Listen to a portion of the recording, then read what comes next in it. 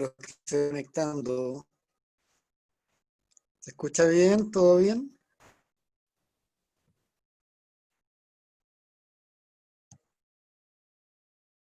¿Bien? ¿Me pueden contestar? Sí, qué bien. Ya, por lo menos hoy día parece que tenemos mejor internet. Vamos a esperar que se conecten el resto. Bien, esperamos que se vayan uniendo.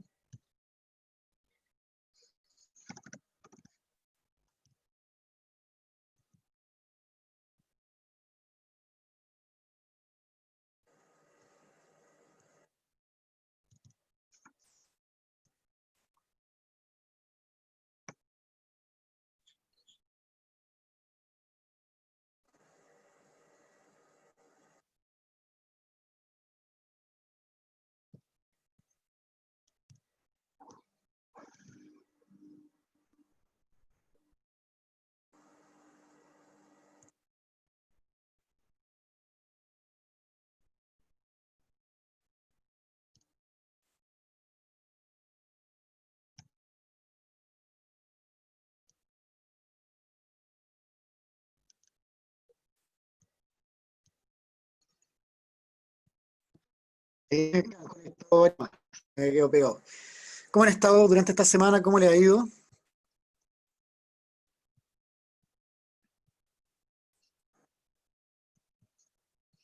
¿Cómo va todo? ¿Pueden contestar bien? ¿Todo bien? Sí, todo bien. Así que, bueno, los que tienen audio, traten de contestar por el audio para saber yo si lo escucho bien también a ustedes, así como para ir viendo si el internet está funcionando bien. Así que los que puedan, contéstenme por el chat para, o sea, perdón, por el audio, a ver si se lo escucho yo a ustedes bien. Así que si alguno tiene audio, dígame, hola, profe, estoy bien. Yo lo escucho bien. Ya, súper, esa es la idea. Sí, pues ojalá no pase lo de la otra clase que se caía cada rato en internet. Por lo menos hoy día ya paró la lluvia, entonces ayer había, por ejemplo, mucho viento y estaba horrible. ¿Ya? Así que espero que todo funcione bien el día de hoy, pues. Esa es como la idea. Ya. Veamos por mientras que se están conectando. Aprovechemos de preguntar qué fue lo que vimos la semana pasada. Po. Cuéntenme, a ver si alguno se acuerda. ¿Qué fue lo último? Vimos un video resumen sobre el Quijote. Ya vimos un resumen del Quijote. Bien. Ya, ¿qué pasaba con el Quijote? Estaba loco. Estaba loco, ¿cierto? Quijote es un tipo que estaba loco. Y es porque estuvimos trabajando la época moderna. ¿Qué quiere decir esto? Del Renacimiento y el Barroco para ser más específico. En el caso del Renacimiento, acuérdense que era renacer de las cenizas. El Renacimiento era volver a pensar en el hombre y dejar de pensar que Dios es el centro de todo.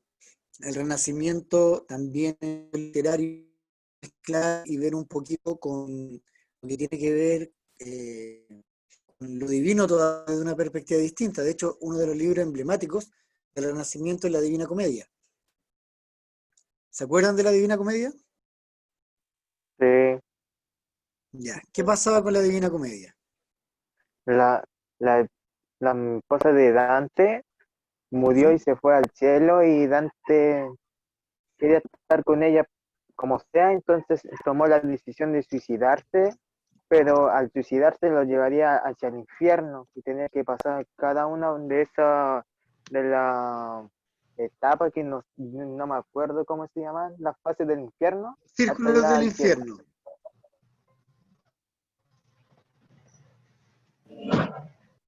Los círculos del infierno. Ya, ¿qué pasaba con los círculos del infierno? En cada uno había una persona peor. Luego venía el purgatorio, que era donde estaban los 7 pecados capitales.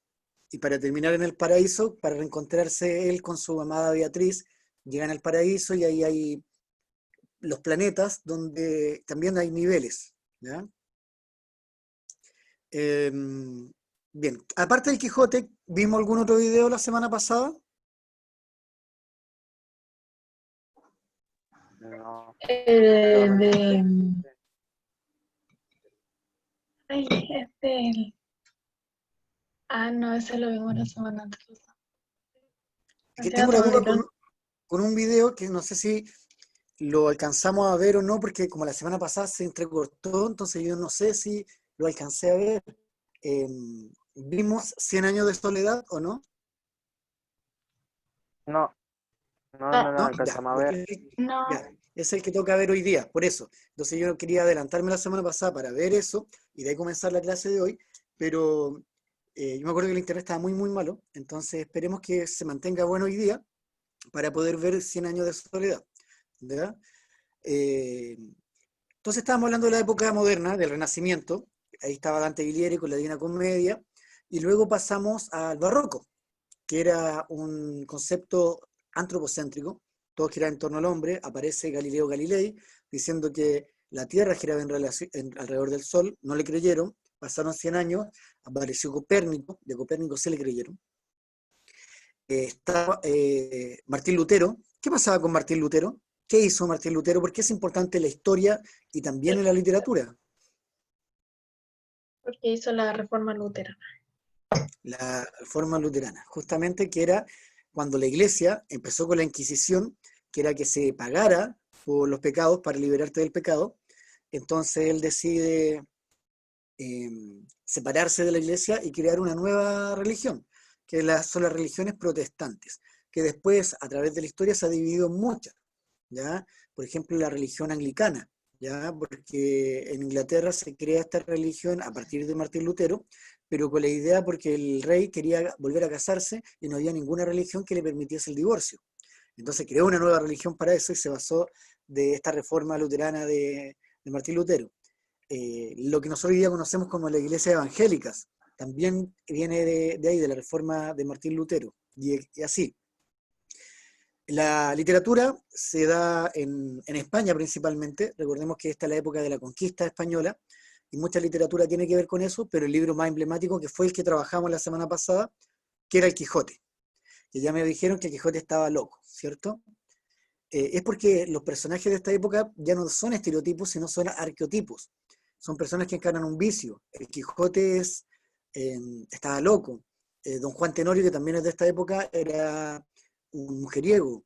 Estaba el Lazarillo de Tormes, donde era un pícaro, que era un aprovechador, le robaba al ciego y así. Son los protagonistas de esta época en España, porque los tres libros son españoles, dejan de ser un estereotipo y pasan a ser arqueotipos.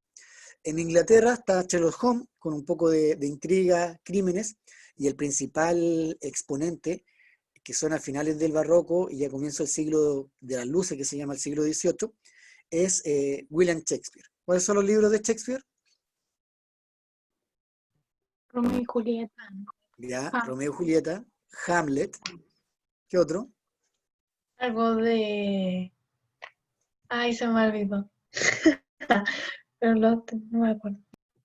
Bueno, yo fui a ver una obra, me acuerdo, hace muchos años, cuando iba al colegio, que era Sueño de una noche de verano, que me gustó mucho, que era de Shakespeare.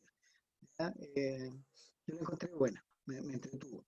También otro súper conocido es Otelo, que era este celoso extremo. De hecho, hasta el día de hoy los que son celópatas, cuando tú vas al psicólogo, al psiquiatra y te diagnostican así un celo enfermizo, se les dice que tuvo el síndrome de Otelo, ¿ya? Que viene del libro de William Shakespeare. Bien, hoy día lo que nos compete, lo que vamos a trabajar, lo que vamos a hablar, corresponde a literatura contemporánea, ya que la semana pasada estuvimos viendo literatura moderna, hoy día nos vamos a centrar en la literatura contemporánea. ¿Qué quiere decir esto? Siglo XIX, siglo XX y siglo XXI, o sea, todo lo más actual de literatura, y aquí son la mayoría de los textos que finalmente entran en la PSU. Si los textos clásicos no son tanto los que entran en la prueba, son los que ya hemos visto, eh, pero de literatura contemporánea sí. Aquí principalmente es donde aparecen los textos que van a encontrar ustedes en la PSU, ya sea los textos cortos o textos largos, así que hay que tener mucha atención, mucho ojo en cada una de las técnicas que yo les voy a mencionar, porque están presentes en los textos contemporáneos, y a veces por eso ustedes no lo entienden. ¿No? Entonces la gracia es que hoy día pregunten todo lo que quieran respecto a la literatura contemporánea para que no les vaya a costar y por supuesto puedan resolver los ejercicios sin ningún problema. Así que vamos a comenzar de lleno con literatura contemporánea. Voy a proyectar las diapositivas.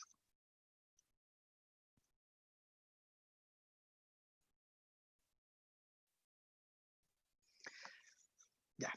Literatura contemporánea para tercero medio.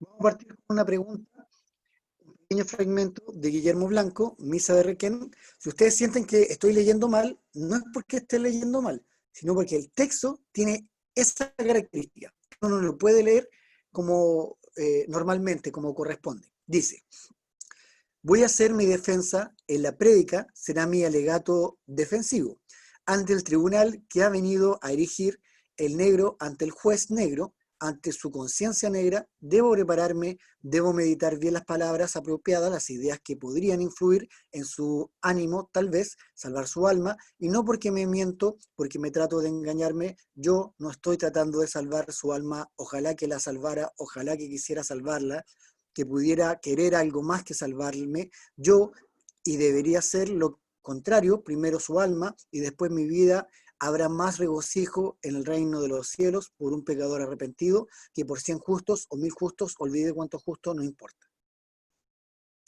Antes de ir a la pregunta PSU, ¿qué le llama la atención de este texto o de la estructura, así a simple vista? Porque Que no puede que tiene ustedes ningún entendieran, sentido. ¿ah? Inentendible. Y aparte de Sí, inentendible, ¿qué es muy más? enredoso, Va muy, repitiendo, ¿Y muy por qué? repitiendo ¿Por palabras. qué como, qué no tiene? ¿Qué le falta? Como conectores. No sé si conectores tiene, es otra cosa No, parecida a sí, conectores. desordena Coherencia. la, No, sí, hay coherencia, no está desordenado, falta algo. ¿Qué es lo que le falta a esto? sí. No puedo ver no el chat. noto ninguna ¿Alguien está en el chat? regla gramatical, como Le faltan las reglas los gramaticales. comas. No hay coma, no hay puntos, ¿cierto? Está todo plano. Por lo tanto, tú no sabes cuándo tienes que hacer una pausa. es- Se lee todo de corrido, tal cual. Y eso no puede ocurrir. Por lo tanto, este tiene que ser una técnica. A alguien, específicamente a Julio Cortázar, le encantaba escribir así, ¿ya? Y porque los escritores del siglo XX, sobre todo latinoamericanos, hubo una explosión de grandes escritores. Esto se llamó el boom latinoamericano, donde aparecieron muchos autores importantes creando nuevas técnicas. Por ejemplo, en Argentina, Julio Cortázar, Ernesto Sábato, Jorge Luis Borges; en Uruguay, Mario Benedetti; en Perú, Mario Vargas Llosa; en Chile, Huidobro, Neruda, Gabriela Mistral, Nicanor Parra; en Colombia, Gabriel García Márquez; ya en México, Octavio Paz, y así, el boom latinoamericano.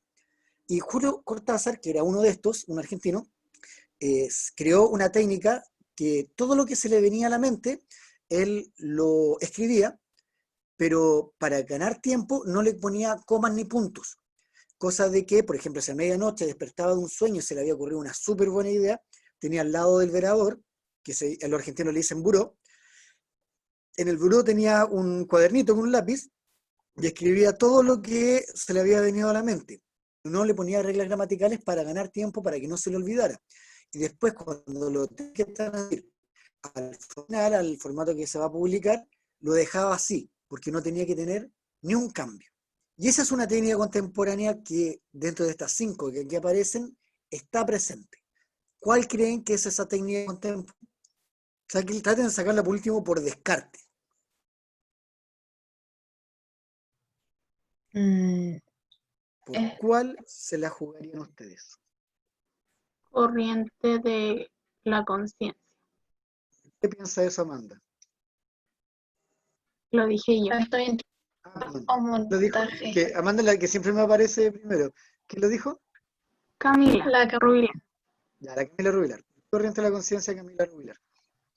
porque dijo que esa técnica es como lo que viene a la mente al tiro y después como que se preocupa de las reglas de todas esas cosas que Las reglas gramaticales, eso.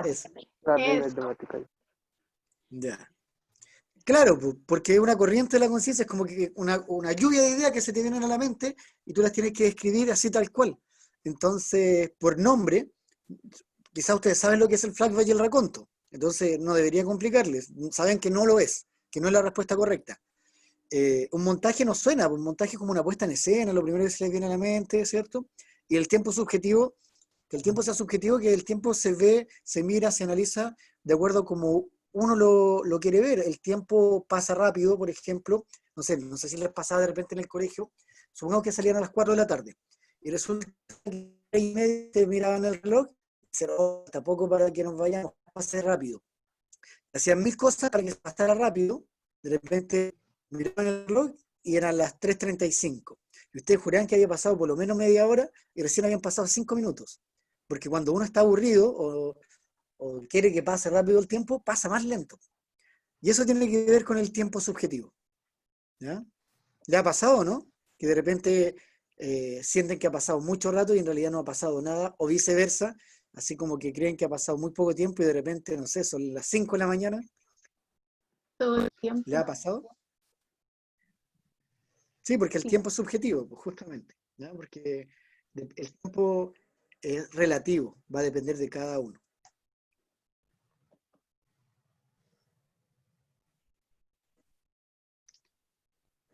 Ya, voy a comenzar con este pequeño texto para que no lo analicemos. Revisemos un ejercicio, que sería este ejercicio mismo, ¿ya? Identificas características que no están presentes en el común de los textos con los que te encuentras claro que no hay reglas gramaticales. Eso es lo primero que debo preguntarme. No se puede identificar signos de puntuación, que están parte de las reglas gramaticales. Pareciera que los pensamientos están verbalizados tal como le llegan a la mente. Eso se llama una lluvia de ideas. Eso se llama corriente de la conciencia. Por eso que montaje no puede ser, porque el montaje son historias paralelas, que en algún momento todas esas historias se unen. El flashback es un viaje rápido al pasado, por lo tanto tampoco lo es. El raconto es un viaje, pero extenso al pasado, tampoco lo es.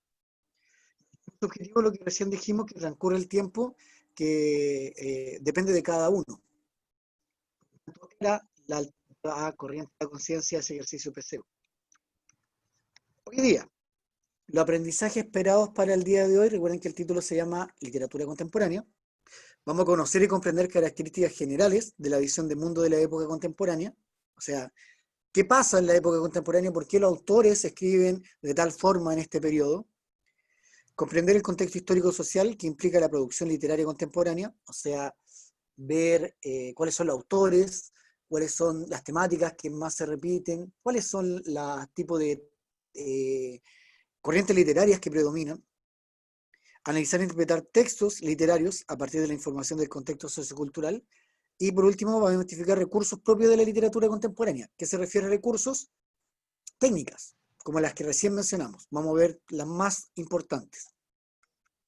Nuevamente, la pregunta de técnica. Dice, es una forma de romper la temporalidad lineal en un relato y consiste en la presentación de una acción anterior al momento presente de la historia narrativa. Este mismo recurso narrativo se utiliza en el cine como flashback, flashback. ¿Por qué cree que sería flashback? porque el flashback es como un recuerdo. Y ahí dice que la analepsis es una forma de romper la cronología y volver al pasado. Claro. Está correcto. Muy bien. Ya. Me estaba con el link, no podía ingresar. Ya. Miren estas imágenes, me dicen qué aspectos históricos reconocen en las imágenes que van a empezar a pasar ahora.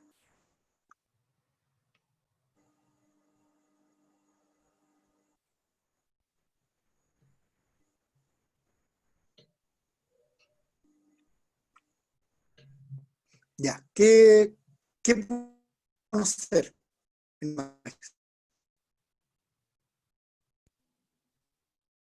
¿Qué dijo, profe?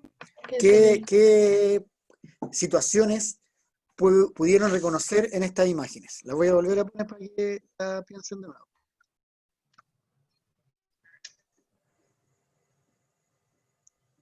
¿Qué situaciones históricas se ven reflejadas en estas imágenes?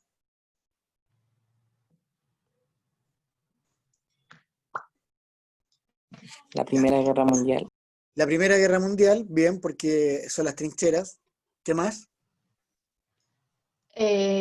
La bomba, Nagasaki, Hiroshima. Ya, la bomba de Hiroshima y Nagasaki, bien. ¿Qué más? La nueva expresión artística. Ya, que sería el surrealismo en la primera imagen. ¿Y esta qué imagen es? De Expresionismo. El grito. grito. No. Bien. El siglo XX, perdón, el siglo XX es un periodo de cambios profundos en todos los ámbitos de la existencia humana. Súper, porque piensen que aparece la radio, la televisión, el auto, cosas que hasta el día de hoy todavía están presentes, que aparecieron hace 100 años atrás y que cambiaron la forma de vida de las personas. Un antes y un después en la historia de la humanidad, ya que son adelantos que hicieron poder comunicarse, poder ir a un lugar mucho más rápido. Y la radio sigue siendo hasta el día de hoy el medio masivo de comunicación más amplio, que llega a todas partes, porque sabemos que hay lugares que no hay,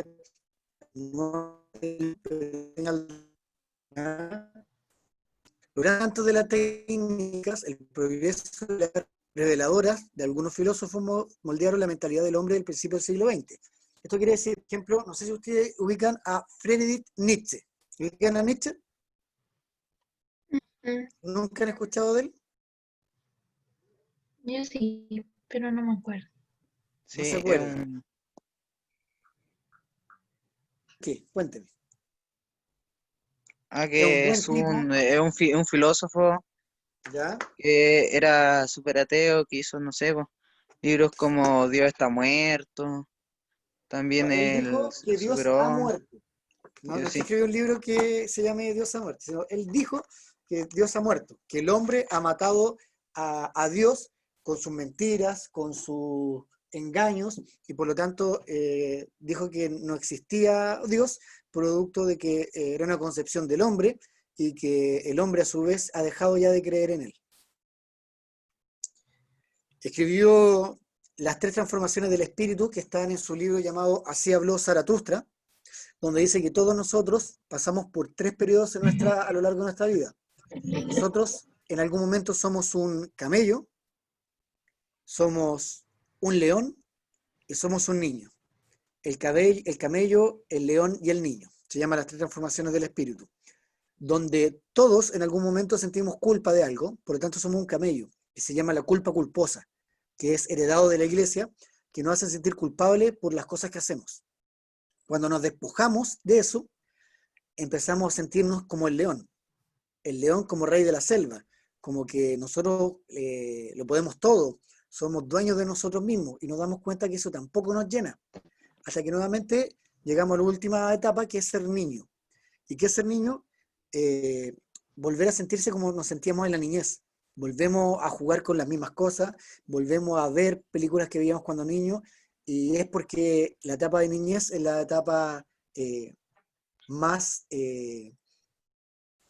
importante y enriquecedora del hombre, ya que no tiene responsabilidad, pero a no responsabilidades. Ese fue un giro, él habló de esto y él es el que hace el cambio en la literatura, en la filosofía, en la historia, como gran pensador para que comience la época contemporánea. Él es el verdadero cambio de la época moderna a la época contemporánea como ente pensante. Él también habló de un concepto llamado el nihilismo, que se utiliza mucho en la literatura contemporánea. ¿Alguien sabe lo que es el nihilismo? ¿El que dijo? El nihilismo, Ni idea. ¿no? ¿Nunca lo han escuchado? Creo que no. Bueno, igual van en tercero medio, se supone que en tercero y cuarto les pasan filosofía. El nihilismo es un concepto relacionado con Nietzsche, el cual dice que el hombre va a llegar a un momento en la decadencia donde la máquina lo va a consumir a él va a perder sentido de vida, por lo tanto el concepto de nihilista es el que le pierde el sentido a la vida, no le tiene cariño a la vida, no le encuentra cuál, cuál es el sentido de haber nacido, por ejemplo. Y eso se da mucho en la literatura. Recuerden que aparece el concepto del existencialismo en el siglo XX y en la literatura se da mucho. Los grandes libros del siglo XX son existencialistas, donde se preguntan el porqué de la existencia. ¿Para qué vivo? ¿Cuál es el sentido de mi vida? Y la respuesta es para nada. La vida es un paso para la muerte. Esa es la respuesta del existencialista. Uno de los grandes exponentes del existencialismo es en Francia, Jean-Paul Sartre. ¿Ya? ¿Lo han escuchado? ¿Alguna vez han escuchado el nombre de Sartre? Sí, pero así como de pasar nomás. De pasada nomás, ¿ya? Jean-Paul. Y bueno, hay otros tipos de exponentes importantes. Pues en República Checa está Kafka. ¿Leyeron La Metamorfosis? ¿No? En Francia también, aparte de Sartre, está Albert Camus con El extranjero, La peste. En Argentina, el mismo Ernesto Sábato con El túnel. ¿Ya? Y así, ¿ya? Así que vamos a ir viendo algunos de esos autores a medida que vamos avanzando la clase. Contexto histórico, claramente tenemos la Primera y Segunda Guerra Mundial. Es demasiado determinante la Primera y Segunda Guerra Mundial para la literatura, porque muchos de los autores de esta época perdieron algún familiar directo, mamá, papá, hermano, etcétera, en las guerras, o no solo en la guerra, sino que la guerra llegó a sus pueblos y murió toda su familia, entonces quedaron solos en el abandono. Y es así porque empiezan a escribir sobre la literatura en esta época. ¿Por qué aparece el existencialismo como literatura? Porque ellos le perdieron el sentido a la vida, porque perdieron a toda su familia en las guerras. Sentían que producto de la Primera y Segunda Guerra Mundial su vida ya no tenía sentido. Aparece el ascenso del fascismo en Italia, con Mussolini. El holocausto judío en Alemania, con Hitler. Y por supuesto la Guerra Fría, que comienza con la bomba de Hiroshima y Nagasaki, que es el término de la Segunda Guerra Mundial y el comienzo de la Guerra Fría. Sabemos que la Guerra Fría se da principalmente entre Estados Unidos y la Unión Soviética. La Unión Soviética se desarma a principios de la década del 90, cuando pierde la Guerra Fría contra Estados Unidos, y hoy en día la Unión Soviética es lo que hoy día nosotros conocemos como Rusia, Ucrania, Bielorrusia, ¿qué más pertenecía a la Unión Soviética? Eslovaquia. Sí, porque ellos eran lo que después pasó a ser Yugoslavia y después ya se dividió, que creo que Croacia también, ¿ya? Son estos países que se crearon en la década de los 90. Pero era una potencia, pues era todo Europa este, ¿ya? Con lo que nosotros conocemos como Rusia, que Rusia pertenece a Europa y Asia. Entonces era muy grande la Unión Soviética. Pero tenían un leve, gran problema la Unión Soviética. Eran amarretes con la plata. Entonces los gringos los pisotearon. Por ejemplo, los rusos tenían mayor investigación para llegar a la Luna. Lo tenían todo, ellos sabían los cálculos, todo. Pero no querían invertir en hacer un viaje a la Luna porque era muy caro. Y los gringos le robaron la idea y llegaron a la Luna. Primer hecho que le ganan a la Unión Soviética para ganarle la Guerra Fría. Porque la Guerra Fría fue una guerra por la tecnología, por los adelantos, ¿ya? Y van a la Luna. Aunque claramente hasta el día de hoy se pone en tela de juicio si realmente llegaron o no llegaron a la Luna. ¿Qué dicen ustedes? ¿Llegaron a la Luna, no? No. No, ya eso mismo claramente dice que no.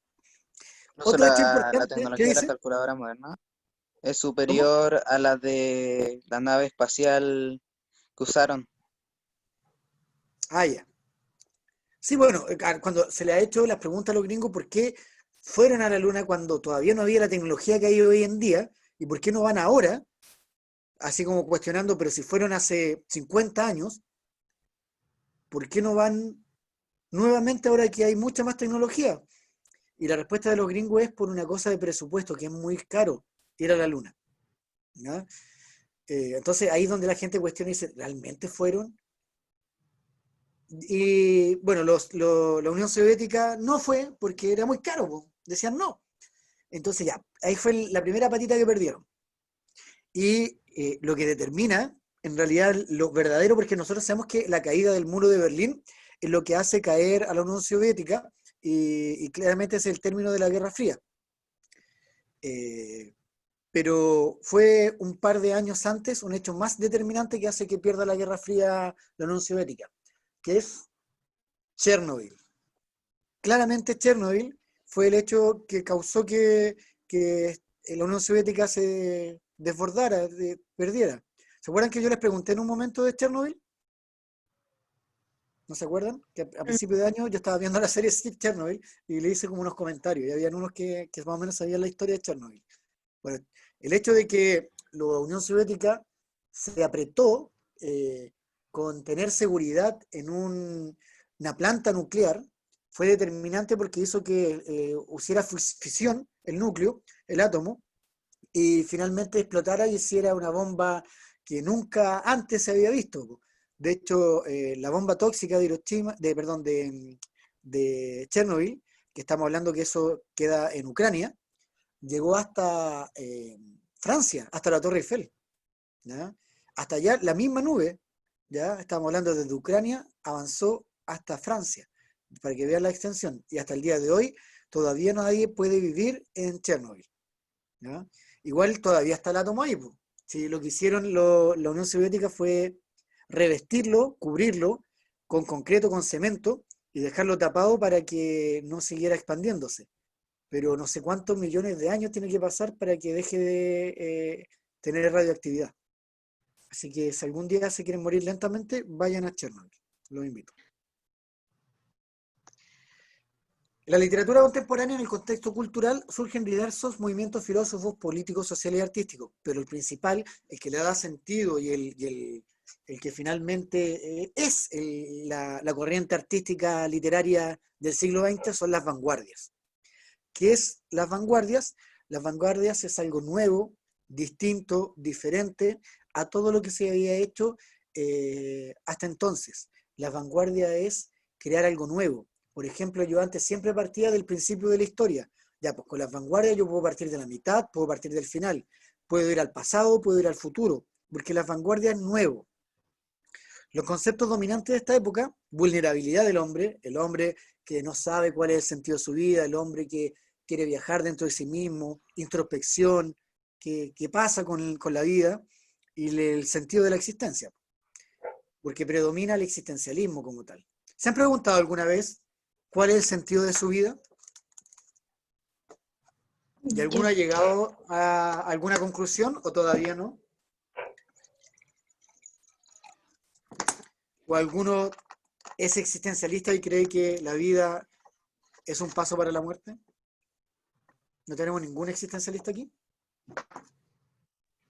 ¿No?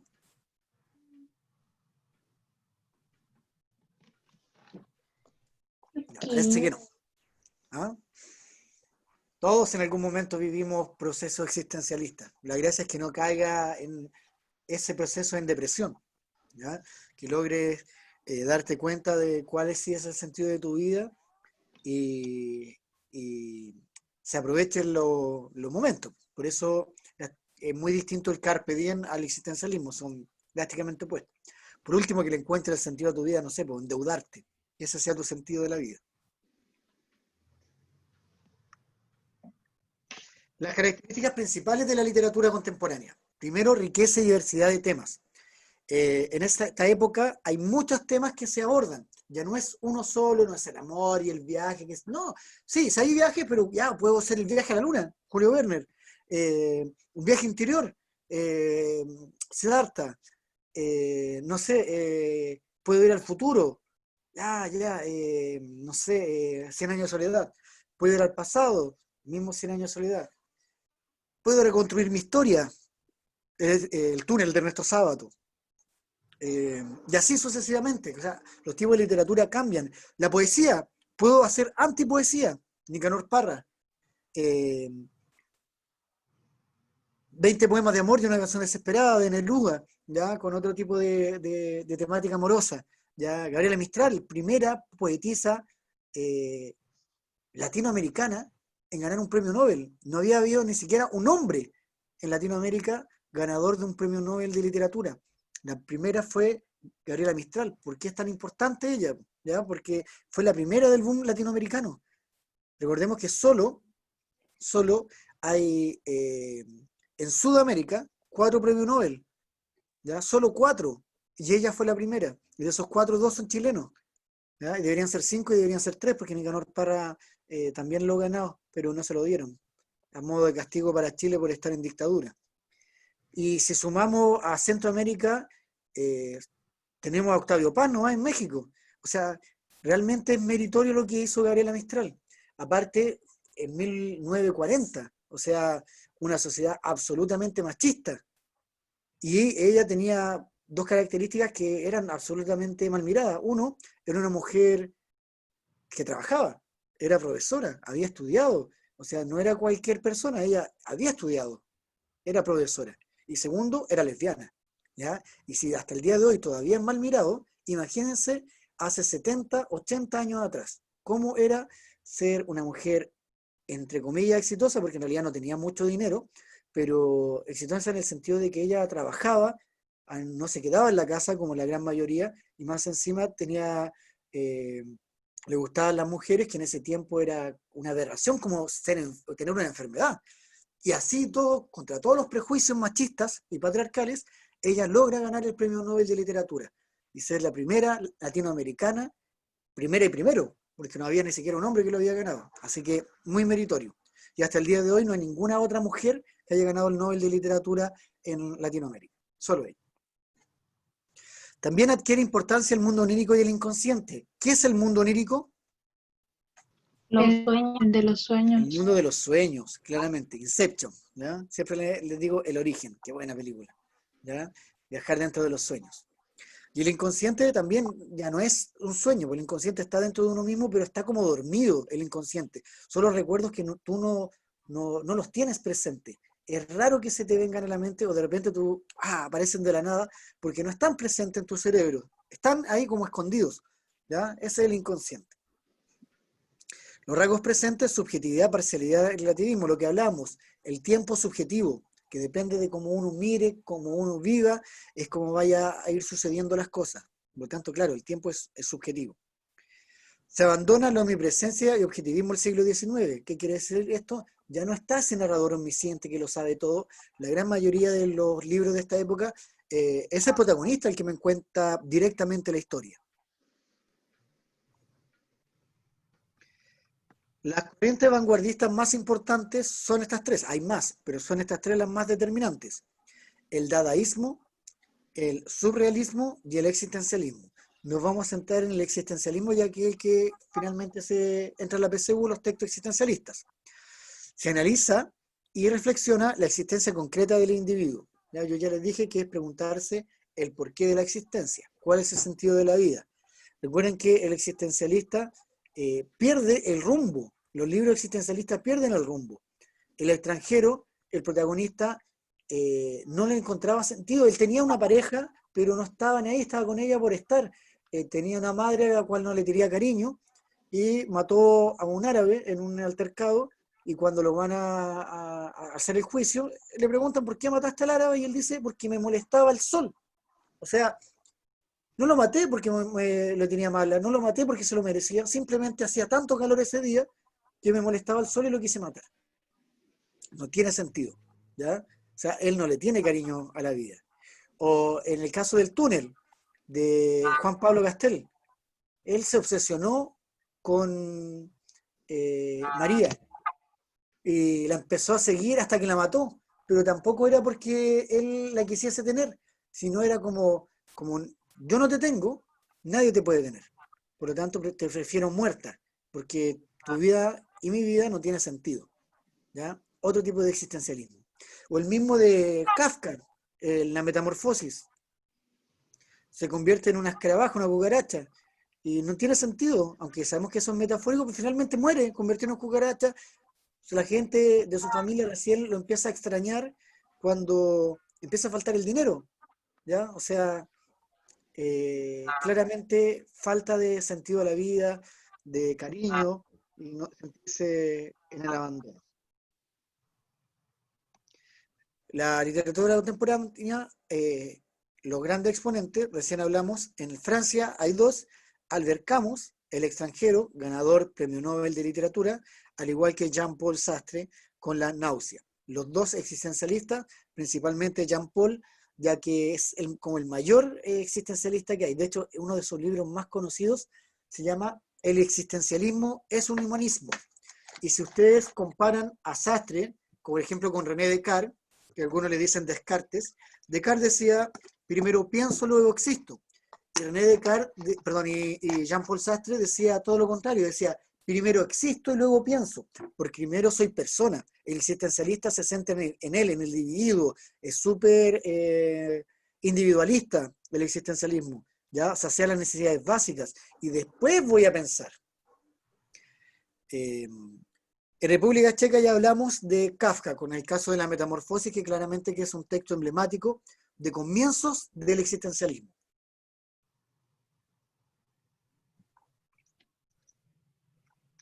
En Irlanda está James Joyce con Ulises y William Faulkner en El sonido y la furia en Estados Unidos.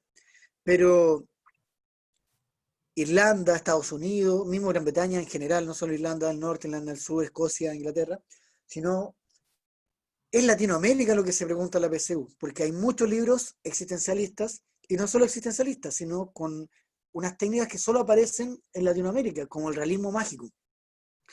Aquí aparecen los grandes autores del siglo XX. En Argentina aparecen dos aquí, Jorge Luis Borges y Cortázar. Cortázar, el libro más importante, Rayuela, que también le pierde el sentido a la vida en Rayuela. El tipo no sabe cuál es el sentido de su vida. Dice que todas las personas tienen que tener un compañero de vida, ya sea de pareja, de familia, de amigo, da lo mismo. No necesariamente tienes que tener una pareja, pero tienes que tener un compañero o compañera de vida. Y él no lo encontraba, o no lo encontraba. Entonces, le empezó a perder el sentido de la vida, porque si tú no tienes un compañero de vida, no tiene sentido tu vida, porque no tienes con quién compartirla. A eso se refiere Rayuela. Jorge Luis Borges, muy conocido, quizás Ficciones no es el libro más representativo, es El Aleph de Borges. Y bueno, Ernesto Sábato es el otro. Esos tres son los más importantes en el caso de Argentina. Pero ninguno de ellos ganó premio Nobel. Los otros dos que aparecen en esta imagen, sí. Gabriel García Márquez, con 100 años de soledad, que lo vamos a ver ahora, vamos a trabajar 100 años de soledad. Y Mario Vargas Llosa con La ciudad de los perros, ¿ya? Ese es el último autor ganador del Premio Nobel de Literatura. De hecho, Mario Vargas Llosa tiene características bien importantes. Primero, es peruano, padres peruanos, pero él nació en el exilio en España, por lo tanto tiene doble nacionalidad, es español y es peruano. Cuando hablamos de La ciudad de los perros, la ciudad son las personas, la gente, y los perros son los milicos, porque él fue militar, estaba justo haciendo el servicio militar cuando fue el golpe de Estado en el 73 en Perú. Ustedes saben que en toda Latinoamérica hubo golpe de Estado en la década del 70. Y él fue parte de eso y claramente aborrecía lo que ahí ocurría. Por lo tanto, él decide hacer literatura en contra de los militares, demostrar cómo son los militares por dentro. Y por eso hay otro libro muy conocido de Mario Vargas Llosa que se llama Pantaleón y las visitadoras, que Pantaleón era un general y las visitadoras eran prostitutas. Como en la guerra que hubo entre Perú y Ecuador, que da la casualidad que Chile le vendió las armas a Ecuador para esa guerra, para que así pudiesen ganarle la guerra a Perú, para que vean que tan buenos vecinos somos. Así como cuando fue la guerra de las Malvinas, que Chile le ayudó a Inglaterra. Ahora entienden por qué Chile no es tan querido en Latinoamérica, ¿ya? Porque no nos quieren los países vecinos, ¿ya? A Bolivia le quitamos el mar, ¿ya? Y así a Perú le quitamos lo que es Arica y Tacna, Pero los argentinos nos quitaron la Patagonia, así que no tienen nada que reclamar. Y el caso de Gabriel García Márquez ya es otra cosa. García Márquez se le ocurrió escribir un libro basado en experiencias latinoamericanas, en mitos, leyendas, historias latinoamericanas. Por ejemplo, el complejo de Edipo o el mito del incesto que nosotros conocemos en todo el mundo. En Latinoamérica había otra creencia antiguamente, que era que si tú tenías relaciones sexuales con un familiar directo, tu hijo iba a nacer con cola de chancho. Y se le ocurre incorporar esto dentro de sus obras, ¿ya? Por eso que es tan bueno 100 años de soledad, porque incorpora mucha mitología latinoamericana que se habían perdido hasta entonces, ¿ya? Y él va a recibir el Premio Nobel de Literatura. ¿Ustedes saben dónde se recibe el Premio Nobel? ¿En ¿Dónde entregan? Suecia? En Suecia. Muy bien, en Suecia. Entonces va García Márquez, tranquilo, y llega donde están todos los grandes exponentes en el Premio Nobel, etc. Y le hacen la pregunta clásica, porque la pregunta tonta, que en realidad le dicen, ¿y cómo escribió 100 años de soledad? Y él encontró que estaba mal formulada la pregunta, porque ¿cómo escribió? O sea, y se le responde solo esto: lo escribí con el culo. Frente a todos, ya sea un auditorio completo, y le dice, lo escribí con el culo.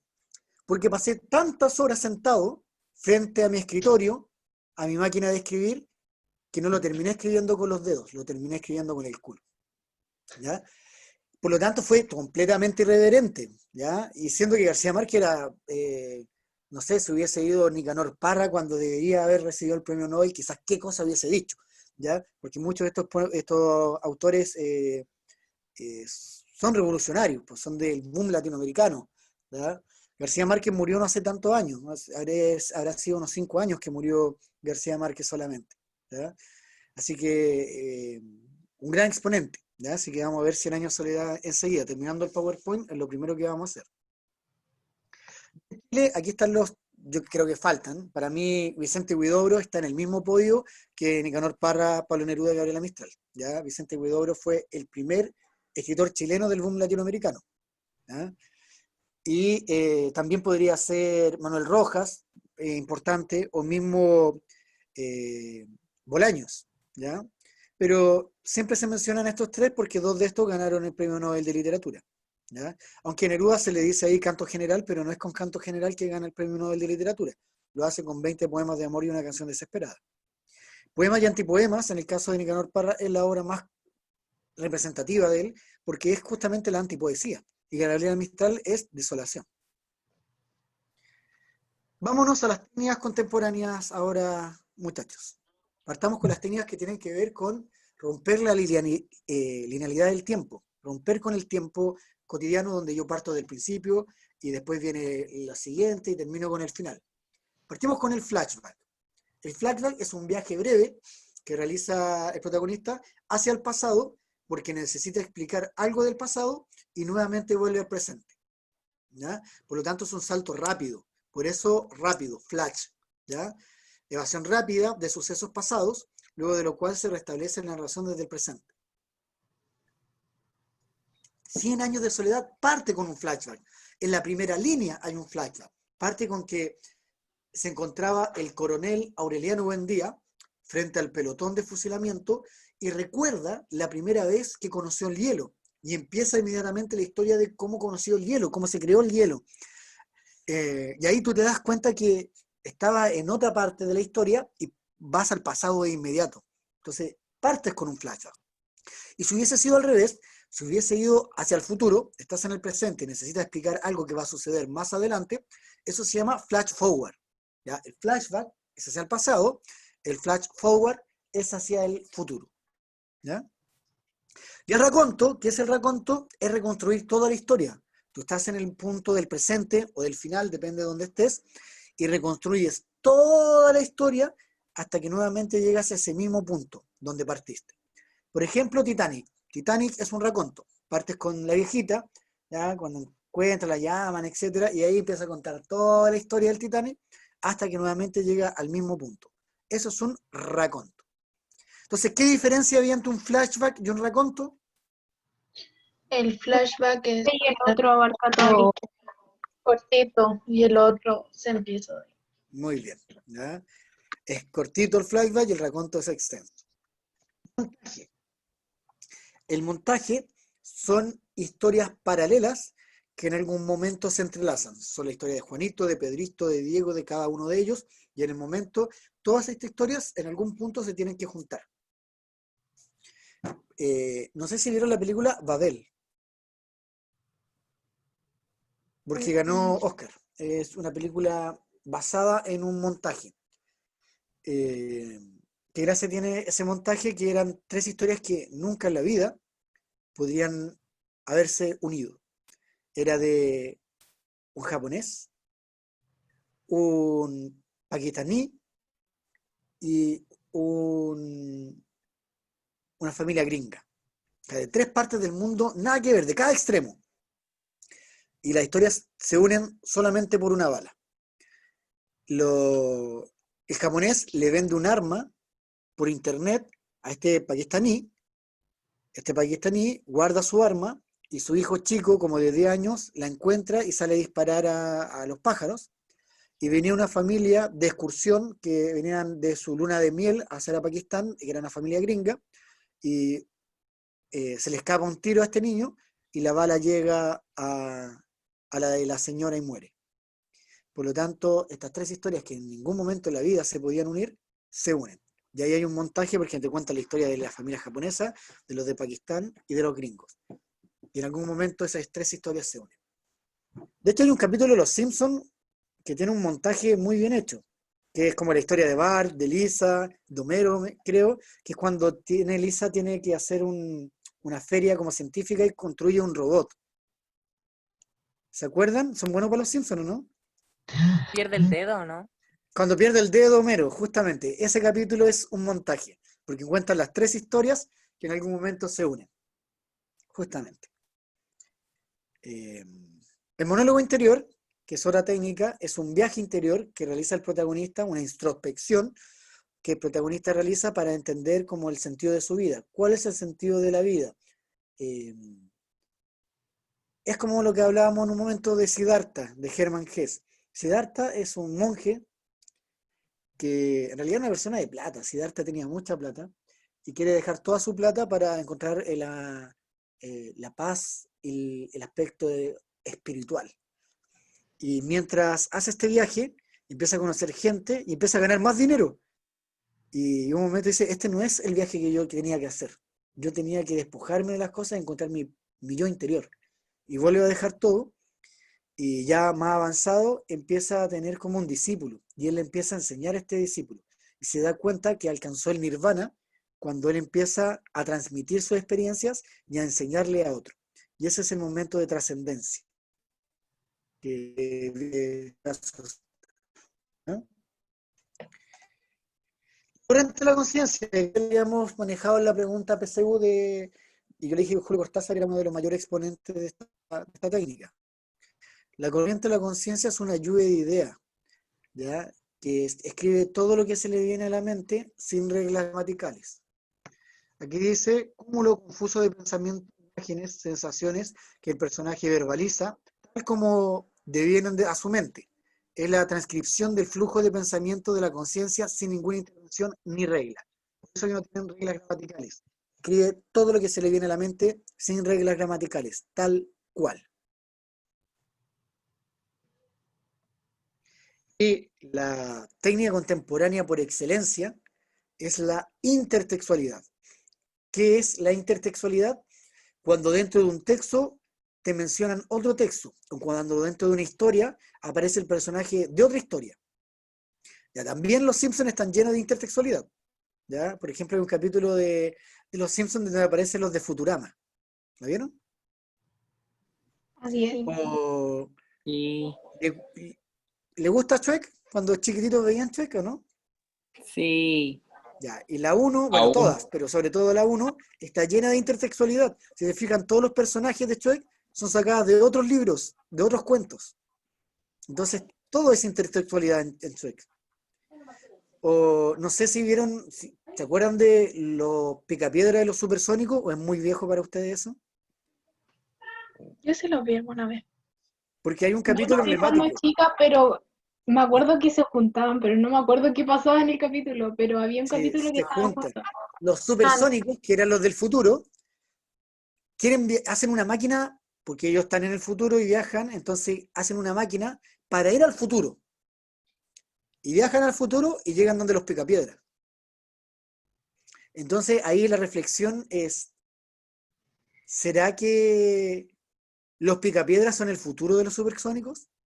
¿Será que, porque los Picapiedras tenían lavadora, tenían secadora, todo, pero artesanal, pues de piedra, pero sabían todo lo moderno, pero no tenían los implementos tecnológicos para tenerlo. Entonces, ¿será que en algún momento la civilización se va a destruir y vamos a llegar a ese punto de volver a comenzar la edad de piedra? Esa es como la reflexión que deja el capítulo de la intersexualidad de los Picapiedras con los supersónicos. ¿Ya? Así que para que lo piensen. Y aquí ya sabíamos que la respuesta correcta era la A. Esta es la clase nos quedan 2 cosas por hacer, ya que nos queda media hora, estamos perfectos, que es analizar 100 años de soledad, que ahí vamos a dedicar 15 minutos, y unos ejercicios PSU, que también vamos a dedicar 15 minutos.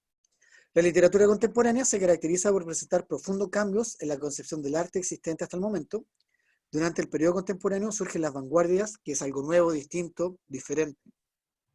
La literatura contemporánea se caracteriza por utilizar diversos recursos, como el flashback, el raconto. Y vamos con el texto. Mientras que voy a cargar el video,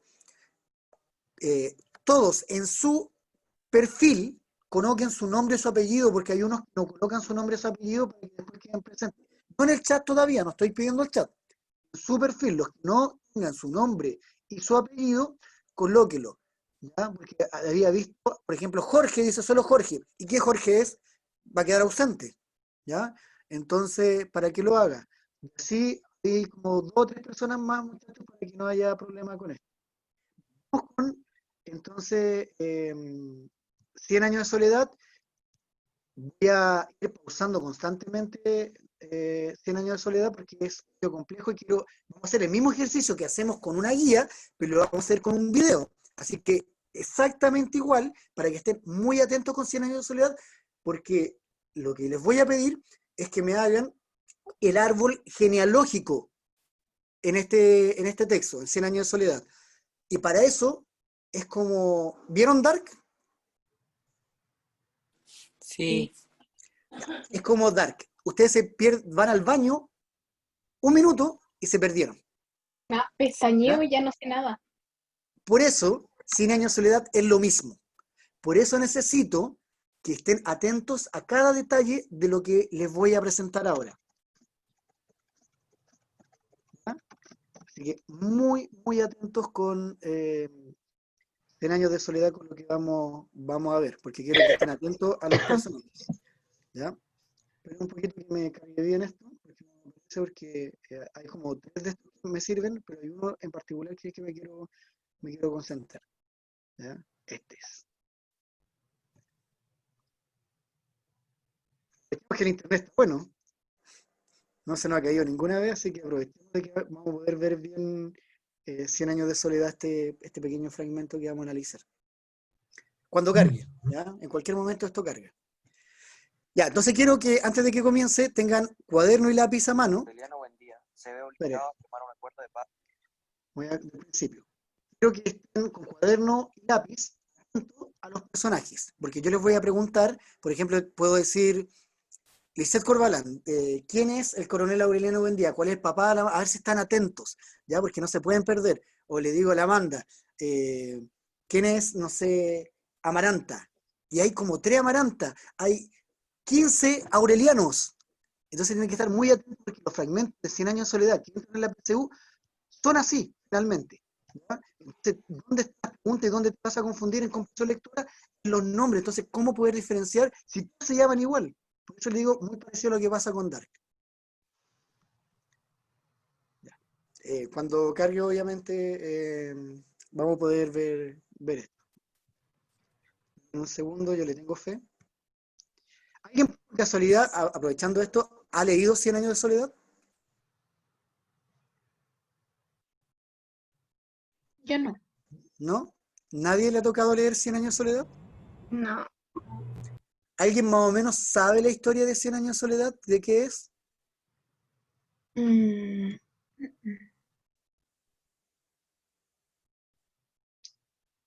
¿No? ¿Tampoco? ¿Nadie sabe de qué trata Cien años de soledad? Ya, vamos a intentar, si no, voy con la guía mientras tú cargas, porque si no está tan bueno, ya, voy con la guía y al último el video, ¿ya? Porque no quiero perder tiempo y por mientras esto carga. Así que voy con la guía, que era con que quería terminar antes del video. Invertimos el orden nomás, para ganar tiempo. Literatura contemporánea. Vamos a partir con una pregunta antes de un texto contemporáneo de vocabulario. ¿Cómo son para vocabulario, muchachos? mm, Mm, como no Por mucho. ahí. Ahí nomás. Sí. Tenemos 10 palabras bases.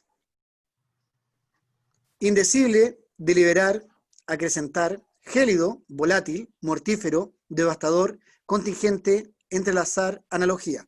Palabras difíciles, pero tampoco imposibles, que de más que en alguna vez en su vida lo han analizado, lo han tratado, lo han echado o finalmente le ha salido en alguna parte. Ustedes tienen que buscar en los sinónimos que aparecen ahí, cuál es el sinónimo de cada una de ellas, cuál es el antónimo de la lista de antónimos que aparecen ahí de cada una de ellas. Hay 10 sinónimos y hay 10 antónimos, por lo tanto no se puede repetir ninguno. Solo me pueden hacer preguntas de qué significa una palabra que no conozcan, pero yo no les voy a decir hasta que hagamos la corrección si es el sinónimo o es el antónimo correcto. Solo si no conocen la definición de la palabra, o sea, qué significa la palabra. Así que comencemos en su cuadernito. Por eso necesitaba cuaderno, porque son dos actividades. Comencemos. Voy a ver si se está cargando 100 años de soledad mientras comenzamos con esto.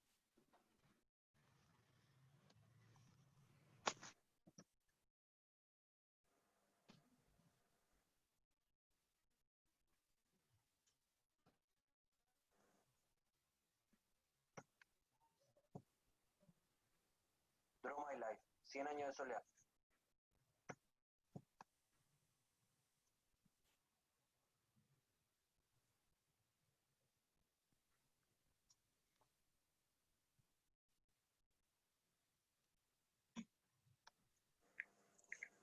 Recuerden que me pueden preguntar si hay alguna palabra que no conozcan.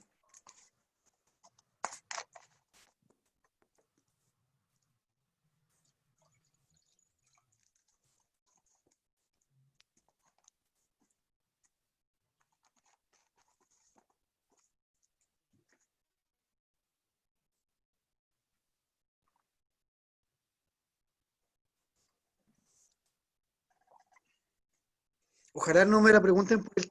No sé por qué no me carga el... Ese cuando quedan escritos, pero no puedo verlo, no sé por qué.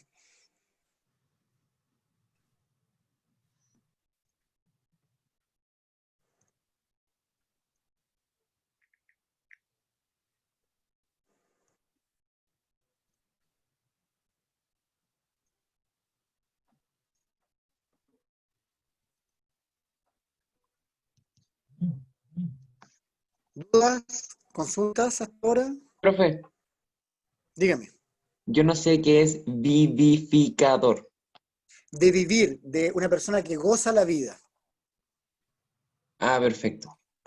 Si alguno me escribe por el chat, chiquillo, por alguna palabra que no entiende, no sé por qué no logro verlo en este instante, alguien que tenga micrófono me hace la pregunta ahí del compañero, ¿ya?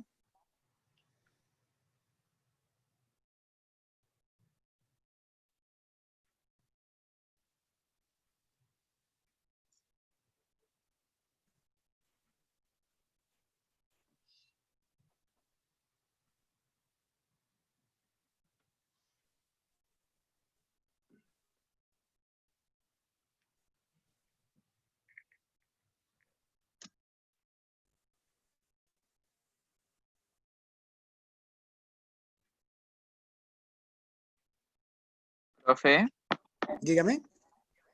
¿qué es gélido? Gélido viene de gel, por lo tanto viene de algo que es como frío. Ah, y mortífero. Viene de muerte. Ah, ya. Gracias. Perfecto. Les quedan 3 minutos para que corrijamos.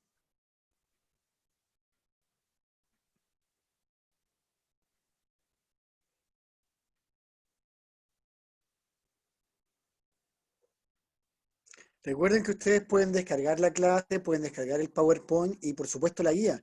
Por lo tanto, si después quieren volver a hacer este ejercicio, ya la descarga, no hay ningún problema. ¿Ya?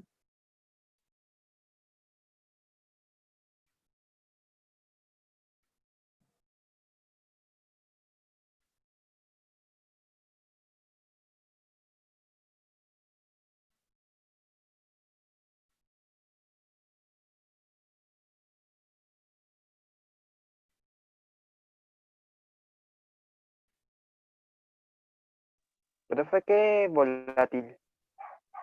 Volátil es algo que no es como sustancial, como que no se puede tocar, como que no tiene mayor proyección.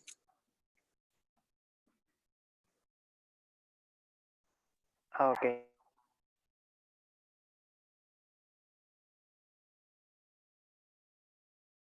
Dos minutos.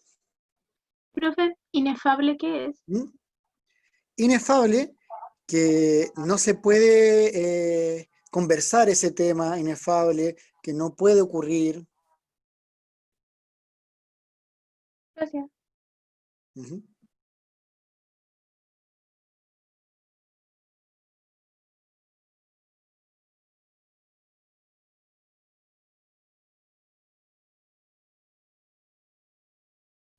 Profe, Dime. ¿qué es acrecentar?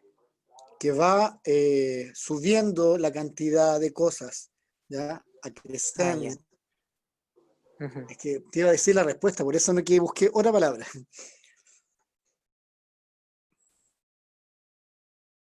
Un minuto.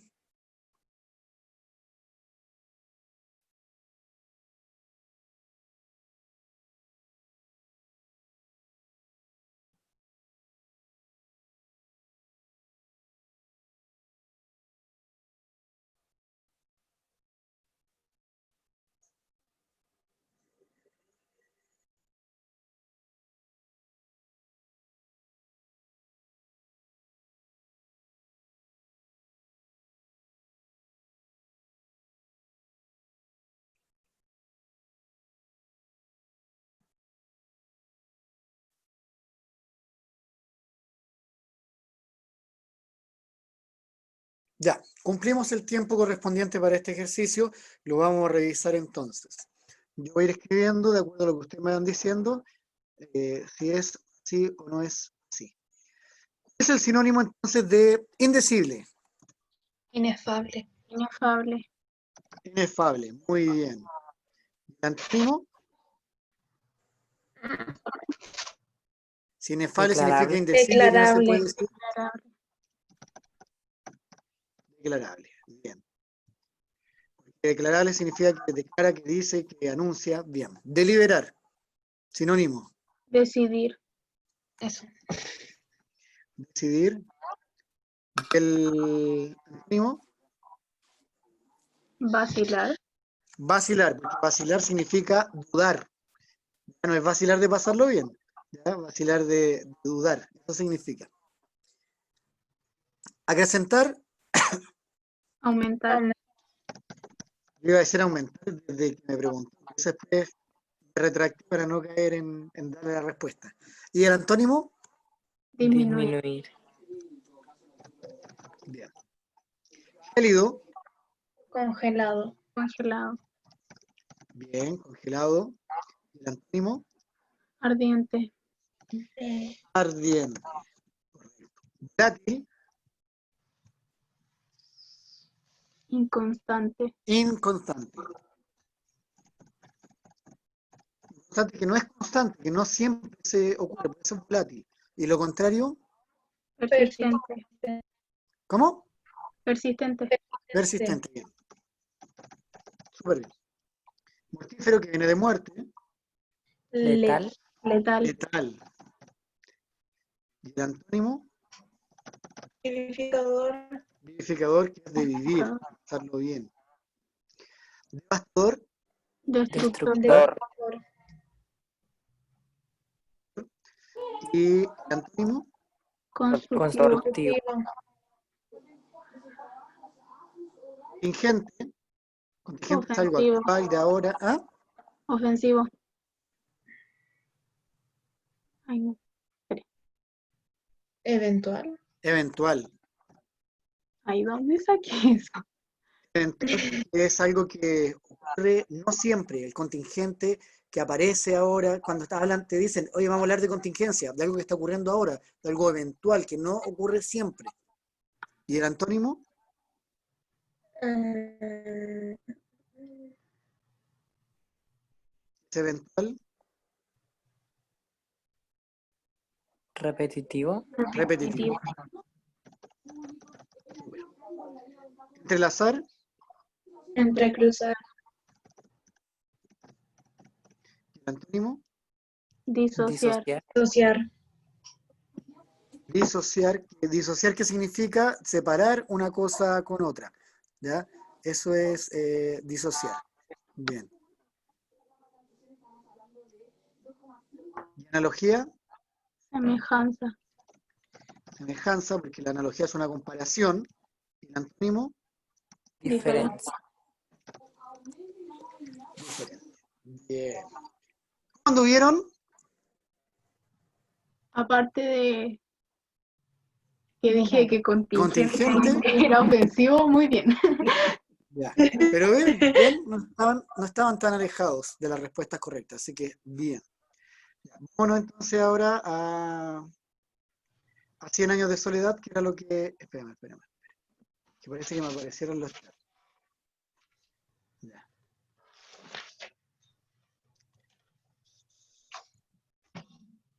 Vámonos con 100 años de soledad, por fin, para terminar analizando esto. 100 años de soledad es complicado, así que ya saben, ¿cuál es árbol genealógico de los Buendías? Atento a cada uno de los personajes. Yo les voy a ir preguntando. Esto es lo mismo que hacer comprensión lectora, pero dentro de un video. ¿Ya? Draw My Life, 100 años de soledad. Gabriel García Márquez, integrante. Manuel Beca, Sebastián Celedón, Vicente Chang, Vicente Lassen, Vicente Rojas y Pablo Sanfuentes. Hola, soy Melquiades y acabo de terminar la profecía de la familia de los Buendía. Llevo bastante tiempo en este mundo, me he pasado la vida viajando, he visitado hasta los rincones más recónditos y me ha tocado aprender y evidenciar verdadera magia. Pero ya creo que es tiempo de partir. Siento que mis viajes están llegando a un fin, pero antes quería mostrarles con este video a ustedes, gente del futuro, en primer lugar, la habitación espléndida de la casa de los Buendía, en la que pasé mis últimos días escribiendo esta profecía. Y, en segundo lugar, relatarles estos escritos visuales mágicos que, como les dije, Atento a esto que está haciendo. una historia que dura 100 años y nunca se repetirá. Esta comienza. Atentos con esto, porque creo que hay una cosa parecida. ¿Ya? Atento con eso. Le está diciendo José Arcadio, buen día, Úrsula, Coronel Aureliano, Amaranta, José Arcadio, Rebeca. Atento con eso, a todos estos personajes. Piensa así. En el siglo XVI, Francis Drake, un pirata, ataca la ciudad de Riohacha. Para ustedes esto parecerá hace mucho tiempo, pero para mí esto fue hace menos de 3 generaciones. La bisabuela de Úrsula, quien vivía en esta ciudad, se asusta con los cañonazos del pirata y se cae a un fogón, donde no solo su piel queda marcada permanentemente, sino también el miedo en su memoria. Con su esposo se van a vivir lejos de la ciudad, por las constantes pesadillas de piratas, en donde forman una sociedad con José Arcadio Buendía. Años más tarde, Úrsula y José Arcadio Buendía se casan, pero con miedo a tener hijos porque sabían que eran primos. En una de las peleas de gallos que se hacen en el pueblo donde vive la pareja, Prudencio Aguilar hace bromas sobre su matrimonio no consumado después de un año y acerca de José Arcadio Buendía. Este último lo desafía a un duelo de honor y lo mata con su lanza. El espíritu del fallecido se dedica a penar a la pareja hasta que se van del pueblo, con más gente, a fundar otra, que inicialmente pensaban que iba a estar cerca del mar. En la travesía hacia el lugar, Úrsula da a luz a José Arcadio, un bebé normal. Luego de varios meses, vencidos por el viaje, deciden fundar el pueblo a las orillas de un río, luego de que José Arcadio Buendía soñara con una ciudad de espejos de nombre Macondo. José Arcadio construye las casas del pueblo de tal manera que es justo para todos, mismas casas, mismos muebles, e igual de cercanas al río. Luego de un tiempo, Úrsula tiene a su segundo hijo, Aureliano Buendía, el que al nacer mira intensamente el techo de palma, acción que repite al mirar a una olla en perfecto balance y predecir que se caerá. Años después, un grupo de gitanos visita Macondo, grupo en el que me encuentro yo, y traje avances tecnológicos que permitían mantener a Macondo conectado al mundo a pesar de su aislamiento, ya que José Arcadio Buendía, muy entusiasmadamente, me comprobaba distintos artilugios. ¿Qué personajes han aparecido hasta ahora? Melquiades, Ya, no, Melquiades, que es el que descubrió la historia. la profecía o eso. Ya, bien. José ¿Quién más? Arcadio Buendía. José Úrsula. Arcadio y Úrsula, que son primos y se casaron. Y esposos. ¿Ya? Por lo tanto, exacto. Así que ellos son los protagonistas de la historia, son como los patriarcas de la historia. Hasta el momento, ¿cuántos hijos llevan? Dos. 2. ¿Cómo se llaman? Aureliano y José. Aureliano y Sí. José. José Arcadio se llama igual que su papá, José Arcadio el primero, y el segundo se llama Aureliano. Ojo con el segundo, que es un personaje muy principal dentro de la historia. ¿Ya? Y bueno, Melquiades lleva para distintos artilugios que son inventos para que José Arcadio, el patriarca, se entretenga y quiera inventar cosas porque están en un pueblo nuevo que está creado, entonces vive muy poca gente y hay que crear todo. Continuemos. Hacer nuevos inventos, pero siempre fracasaba. José Arcadio Buendía quiere encontrar avances tecnológicos, por lo que se dirige al norte de Macondo para buscar otros pueblos. En su camino encuentra un galeón español, y más adelante el mar, lo que lo hace creer que Macondo es una península. Más tarde llegan nuevamente gitanos, que no son los mismos, pues en ese entonces yo ya había muerto en el desierto. Los nuevos gitanos le enseñan a José Arcadio Buendía, José Arcadio, y a Aureliano Buendía el hielo hirviendo. Acá, el padre comprende su sueño, pues las casas no estaban hechas de vidrio, sino de hielo. Pilar Ternera, quien ayuda a las labores de la casa de los Buendía, comienza un amorío con José Arcadio al mismo tiempo que nace Amaranta, hija de José Arcadio Buendía y Úrsula. Con este amorío, José Arcadio embaraza a Pilar Ternera, y al escuchar la noticia, se deprime, la engaña con una gitana y se va del pueblo con un grupo de estos mismos. Personaje, Pilar Ternera, que era una criada y tiene un hijo con José Arcadio, pero no con el patriarca, con el hijo mayor de los Buendías, con José Arcadio. Y él, al dejarla embarazada, se va. Y dicen que nace este hijo o hija a la par con Amaranta. Por lo tanto, vuelve a nacer de José Arcadio y Úrsula un tercer hijo. ¿Ya? Ojo con esos detalles. Su madre, Úrsula, sale en su búsqueda y llega luego de 5 meses, sin su hijo, pero con gente de otro pueblo que había encontrado en el camino.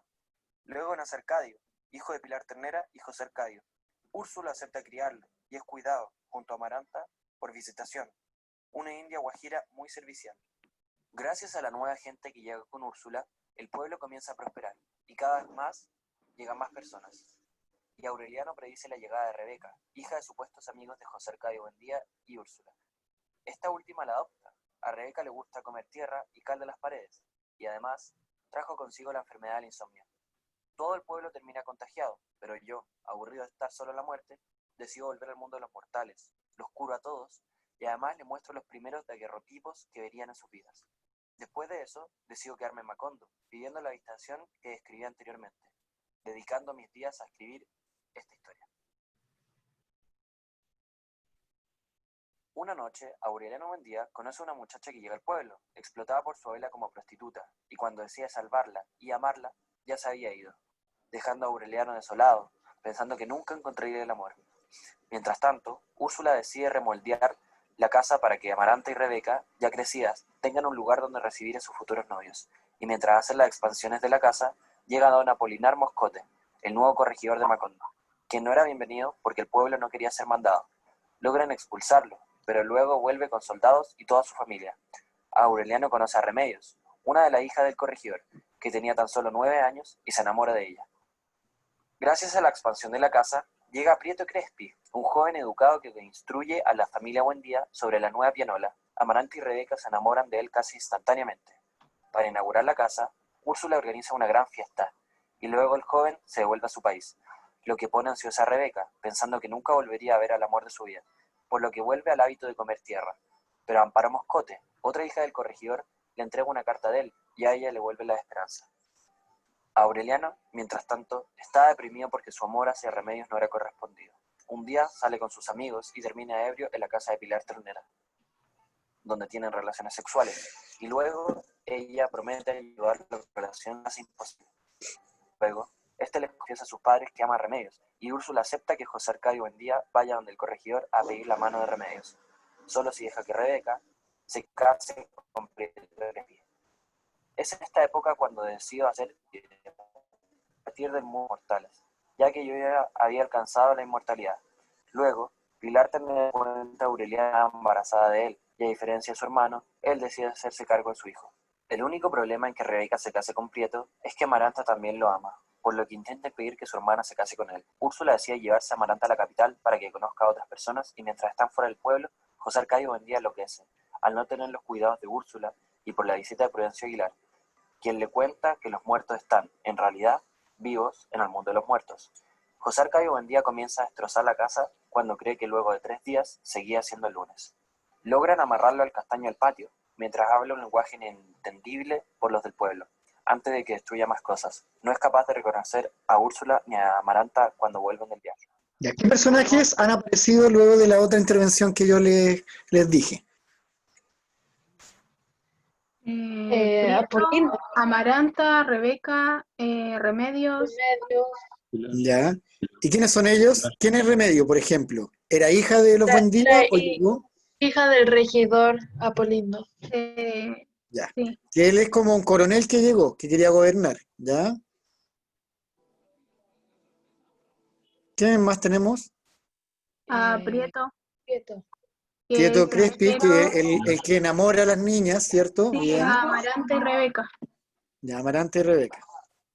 Ya, continuemos. Atento porque ahora se empieza a complicar porque todos se llaman Juárez. Aureliano logra casarse con Remedios, después de que ella madura lo suficiente. Lamentablemente, Remedio muere por complicaciones en un embarazo. José Arcadio, quien se ha ido cortando después de saber que era padre, vuelve corpulento y tatuado, luego de muchos años. A su regreso, José Arcadio se enamora de Rebeca, y ella se olvida de Pietro Crespi, con quien estaba comprometido. Al entender que Rebeca se casaría con José Arcadio, Pietro Crespi deja a Rebeca y más tarde termina enamorándose de Amaranta, pero ella lo rechaza y él, desconsolado, se suicida. Gracias a la muerte de Remedios, Aureliano comienza a ser cada vez más político. Al principio está del lado de su suegro, el alcalde conservador don Apolinar, pero cuando ve cuán corrupto es el gobierno conservador, decide unirse a los liberales, llegando al punto en que se convierte en líder de una guerra civil entre los liberales y los conservadores, por lo que se le conoce desde entonces como el coronel Aureliano Buendía, quien sale de Macondo para luchar por el Partido Liberal en la inagotable guerra civil. Antes de dejar Macondo, deja a cargo, como jefe militar, a Arcadio, quien ya estaba grande y casado con Santa Sofía de la Piedad. Resulta ser un tirano horrible, que compensa todas las tristes indignidades de su infancia y finalmente es ejecutado por un pelotón de fusilamiento. Arcadio y Sofía tienen 3 hijos, Remedios la Bella y los gemelos Aureliano II y José Arcadio II, quienes serán confundidos de nombre. El coronel pierde todas las rebeliones que inician todo el país, pero logra escapar de la muerte constantemente en una serie de ataques e intentos de asesinato, siempre acompañado por su buen amigo Gerineldo Márquez, que lo acompañaba desde Macondo, y más tarde se enamora de Amaranta, a quien le pide su mano incansable. Además, viaja, muchas mujeres hermosas acuden a su tienda de campaña por la noche para acostarse con él. Aparte es una cosa, como en los tiempos de los gladiadores, él termina engendrando 17 hijos, todos llamados Aureliano. Eventualmente lo capturan y lo ponen enfrente de un pelotón de fusilamiento, pero su hermano, José Arcadio, lo rescata, Macondo queda a manos de los conservadores hasta que el coronel Aureliano libera al pueblo, pero Aureliano José es asesinado por los soldados conservadores antes de que llegue su padre. En el transcurso de la guerra, llegan 17 mujeres que deciden tener un coronel Aureliano. Se muere José Arcadio y Rebeca no se deja ver hasta la vejez. Más tarde, el coronel Aureliano le avisa a su madre que José Arcadio Buendía va a morir. Ella intenta salvarlo, pero muere igual. Cuando la guerra civil finalmente termina, el coronel Aureliano Buendía se ve obligado a firmar un acuerdo de paz desmoralizador, donde intenta suicidarse, pero no lo consigue. Vuelve a su casa y se dedica a hacer pescaditos de oro. Aureliano II consigue entrar a mi antigua pieza, así que decido volver de la muerte y hablarle sobre el mundo. Pero él me pregunta sobre los pergaminos, y como dije anteriormente, esta historia es de 100 años, así que no se lo expliqué, porque todavía nadie los puede descifrar. José Arcadio II y Aureliano II comienzan a acostarse con Petra Costes, pero ella no sabe que eran distintas personas. José Arcadio II decide dejarla y dedicarse a buscar una ruta al mar, mientras que Aureliano II se queda con ella hasta que, en un festival donde Remedios la Bella sería reina, llega Fernanda del Carpio, por ser ganadora de un concurso de belleza y termina casándose con ella. Sin embargo, ella se lleva muy mal con toda la familia e impone reglas en la casa que desafía la autoridad de Úrsula. Más tarde, Aureliano II y Fernanda del Carpio tienen 2 hijos, Renata, a quien dicen Meme, y Jade. Con de Meme, el pueblo celebra el acuerdo del coronel Aureliano con los conservadores, pero como el acuerdo representa a todos no quería, Meme y sus 17 hijos lo animan. Estos últimos comienzan a innovar hasta que Macondo vive una explosión tecnológica. Con ella, llegan muchas personas e incluso se funda una nueva ciudad donde se plantan miles de plátanos.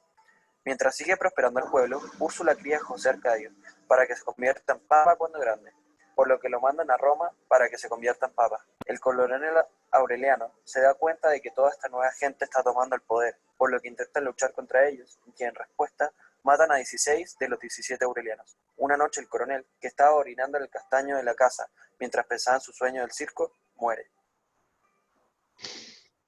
Luego nace el tercer hijo de Aureliano II y Fernanda, Amaranta Úrsula. Además, Amaranta muere más tarde luego de recibir muchas cartas para sus seres queridos muertos. Meme se enamora de un mecánico llamado Mauricio Babilonia.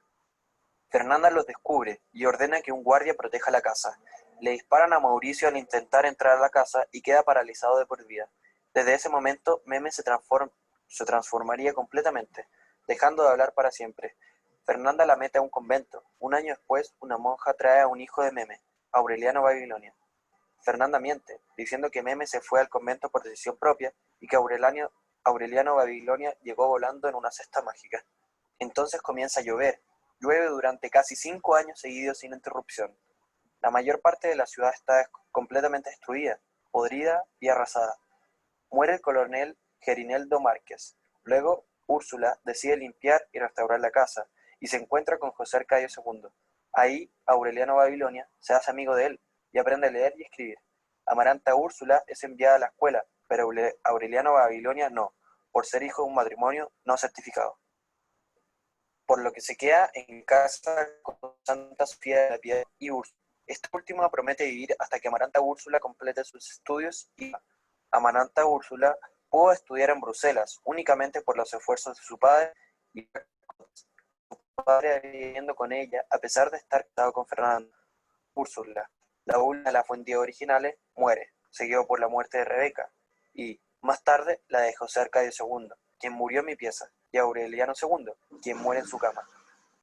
Los ataúdes son fundidos, tal como pasó cuando nacieron. Santa Sofía de la Piedad decía abandonar la casa, vencida por el trabajo que daba una casa tan maltratada. Mientras esto ocurría, yo visitaba el cuarto de vez en cuando para ayudar a Babilonia a descifrar los pergaminos. Más tarde, José Arcadio vuelve acá a la casa y comienza un estilo de vida orgiástico con algunos niños locales, y eventualmente lo matan por su dinero. Luego, Amaranta Úrsula regresó con su esposo, Gastón. Pero ella inicia una relación con Aureliano Babilonia, por lo que Gastón decide irse. Esta nueva pareja tiene un hijo, pero como son primos, nace con cola de chancho. Amaranta Úrsula muere desangrada en el parto, totalmente deprimido. Aureliano Babilonia se emborracha, y para el momento en que recuerda a su hijo, había sido comido por las hormigas. Se asusta, y no hace más que ir finalmente a traducir los rollos que yo escribí, que resultan ser la historia de 100 años de la familia de los Buendía, la que termina con un huracán que arrasa con todo Macondo. Así es como esta historia queda únicamente en la memoria de ustedes, gente del futuro. Bien. ¿Qué les pareció 100 años de soledad? ¿Entendieron todos los nombres, los cambios de personaje, etcétera? Me quedó claro que no tienen ninguna creatividad con nombres, para nada. No tiene ninguna, pero es que la idea es eso, la complejidad que cuesta entender que todos se llamen José, Aureliano, Arcadios. Es como cuando pasa que, ¿por qué García Márquez hacía esto? Porque se supone que también sobre todo los pueblos, tú le pones el mismo nombre tuyo a tu hijo y tu hijo a tu nieto y al final todos se llaman igual. Esa es como la burla, lo que hace García Márquez en este libro. Por eso que todos se llaman igual, ¿ya? Bien, la próxima semana quiero que me muestren, por favor, el árbol genealógico, ¿ya? Así Que que no pueden quiere tener toda verlo. la semana para... Por supuesto que me lo muestren por la imagen, ¿ya? Que esté bien No hecho, quiere verlo. ¿ya? Quiero verlo. Yo como Ya. que Y ahora para soy culminar, porque ya estamos en me la hora, perdí. por favor, escríbanme su nombre y su apellido en el chat para que queden presentes, muchachos, por favor, para ir terminando ya. Y a medida que van anotando su nombre y su apellido, pueden ir desconectándose y nos vemos entonces la próxima semana para trabajar la literatura latinoamericana. Vamos a seguir analizando un poquito Cien años de soledad, pero no vamos a entrar en otros textos latinoamericanos con otro tipo de autores también. Así que bien, muchachos, que estén muy, muy bien. Nos vemos la próxima semana, así que cuídense, pórtense bien, ¿ya? Y nos vemos la otra semana. Así que vayan a tomar oncecita, abrigarse, que todavía hace frío, parece que volvió a llover, así que aprovechen, ¿ya? Bien, adiós, cuídense mucho, Chao, que profe. estén muy, muy bien. Que esté ¿Ya? bien. Igual, chao, chao, chao.